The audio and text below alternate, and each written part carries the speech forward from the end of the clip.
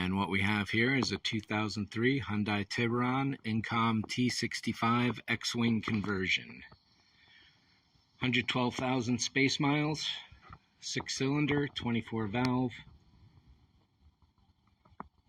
over 300 hand-cut armor panels, a number of them autographed. Colin Cantwell, the concept artist for the X-Wing.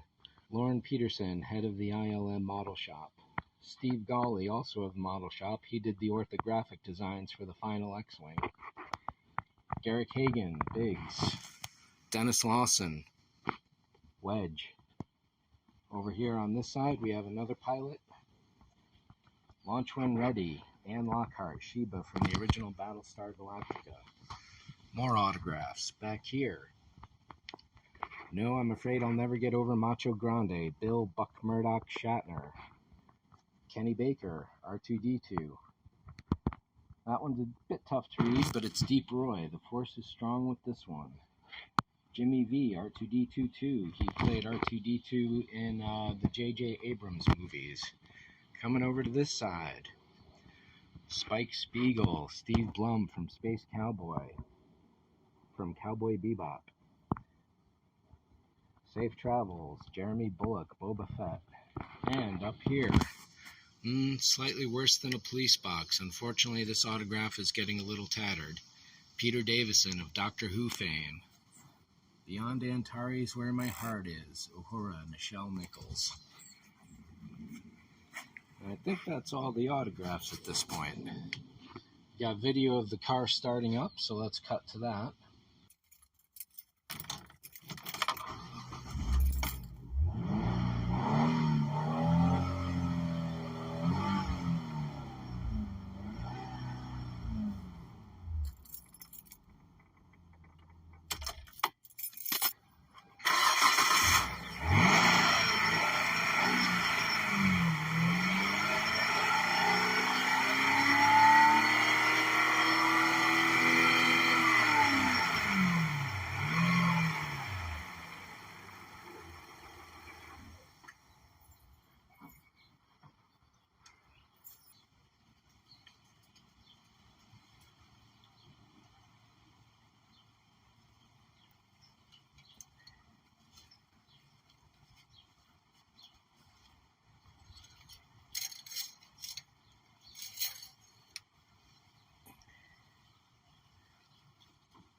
That's never going to focus, right?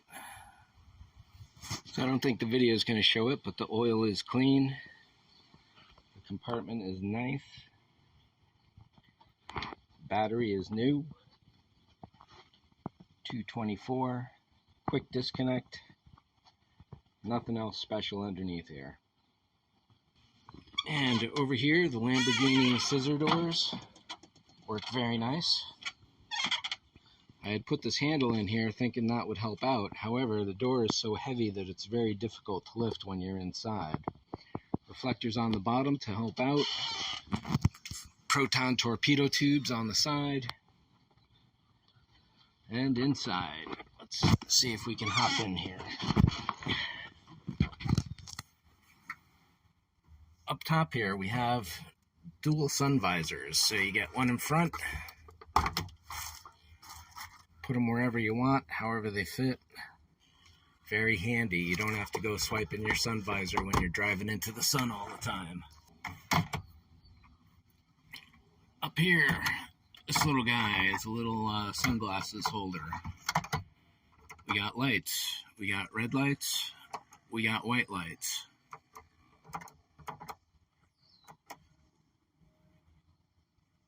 Let's put the power. Do I have my keys on me? No. Alright. Luke Skywalker. He's been a good little mascot. You can have him if you want him. Over here, the glove compartment has 16 years of repairs. Some spare hoses on the floor there. Oops, a little bit of garbage. You don't want that. What else is over here? A couple random coins. I'll give you this flashlight if you want it. Spare mirror for the windows. Let's take a look at those.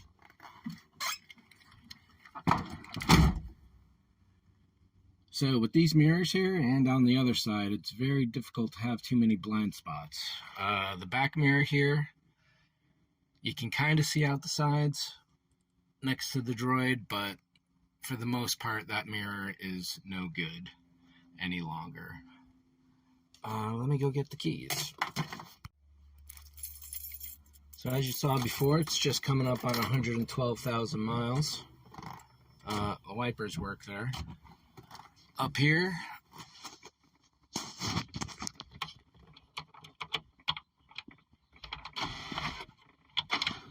so sometimes the roof will get caught, so you just got to give it a nudge and it'll go. But otherwise it works fine. Oh, and the flag post there. Here's what that looks like inside. Actually, let me go around over here and I'll show you the whole inside a little better.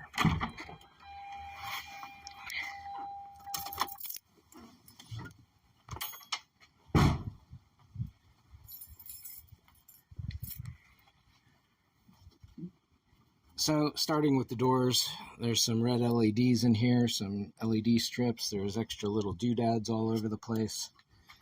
My wife doesn't know her own strength, and she keeps pulling this loose. And she also broke that, but I've got a spare here. What do we look like on the inside?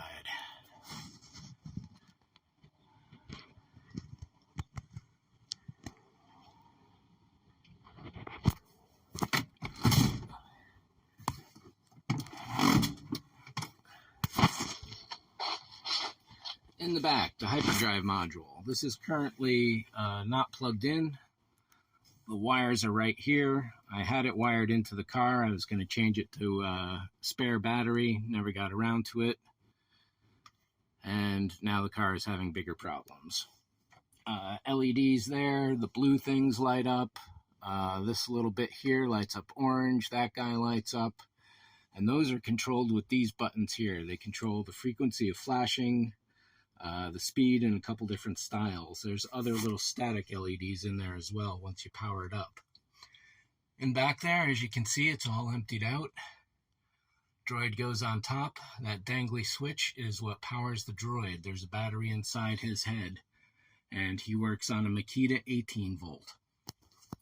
You can have that. You can change it to a different power source. There's a voltage regulator in there that'll take up to 24 volts, I think, and as low as 3 or 5. The speakers will work fine. Everything you need to make this thing look like a spaceship, it's here.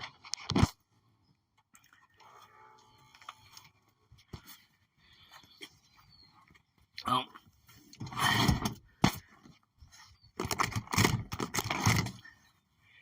And while the seats are in good condition, this long-term stain, just haven't been able to get rid of it.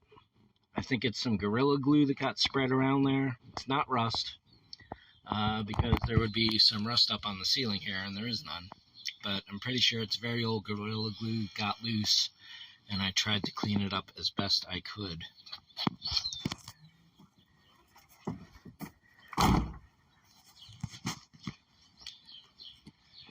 Back here, let's see, what do we got here? We got all of the factory repair manuals. Everything you need to do is in here along with the regular owner's manual. Spare headlights, spare side mirrors. Those stopped reacting recently. Whether it's this control module right here or it's the mirrors. I've replaced the control module, so I'm pretty sure that's not it. Windows work fine as well as the lock. This passenger door light does not always come on. And the current problem is you can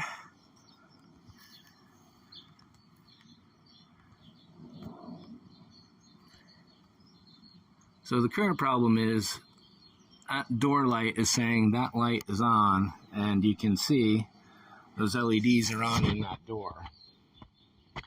And what you have to do is come all the way over here, close the door properly, make sure the light is off on the dashboard, which it now is, and then you can lock the door.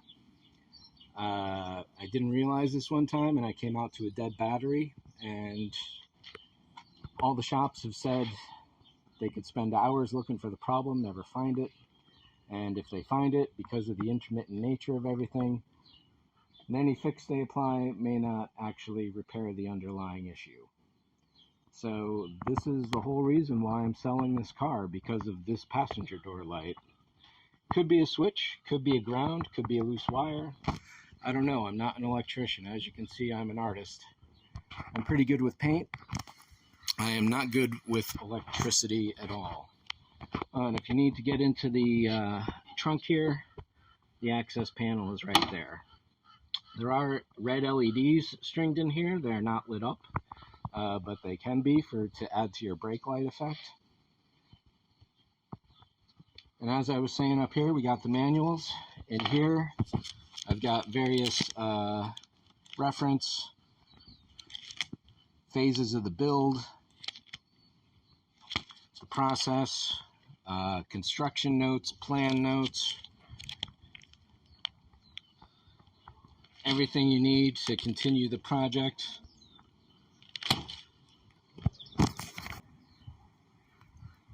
And they wouldn't let Angus here come to my car to sign it, so he signed this photograph for me, and I'll throw that in as well. Here's the process of putting the armor panels on. This is important to cover right now. So you take an empty spot, you put clear contact paper down, draw a shape. Once you've drawn that shape, you pull that up, put it on a piece of plastic. Cut that out.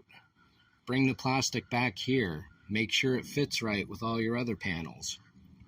Once you're sure where it goes, you're going to put JB Weld on the back and then hold down the front with all these magnets. I can throw some magnets in. A lot of these got all gunked up and thrown away because they were riddled with JB Weld. There's the very first panel to go down right there. It's also one of the panels that comes off the most often because of the heat under the engine, unfortunately.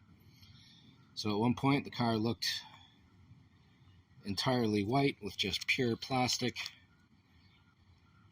and eventually turned into what you see here. The paint process first goes down a bunch of rust colors, then the silvers, then the factory colors, and then it's all brought up again afterwards. Spare headlights, spare side mirrors, like I was saying, the stamp. At one point, I had all the panels serial numbered. There's the serial number. Here's an example. 160720, number 77. 2016, July 20th is the day I put it down, and this was the 77th panel that I numbered. Since then, I've repainted the car, I've replaced panels.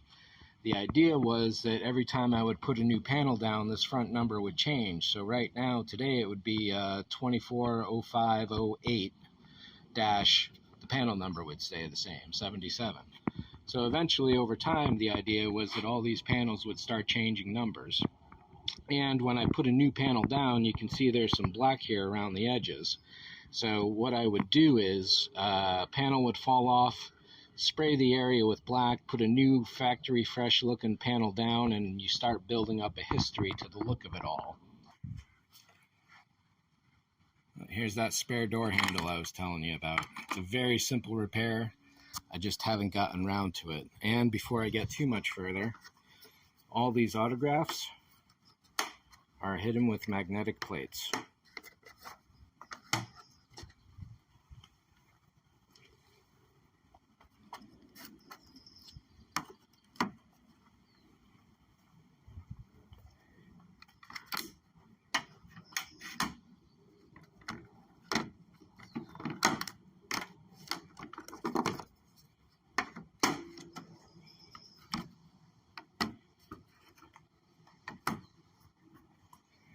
And that's it, all gone.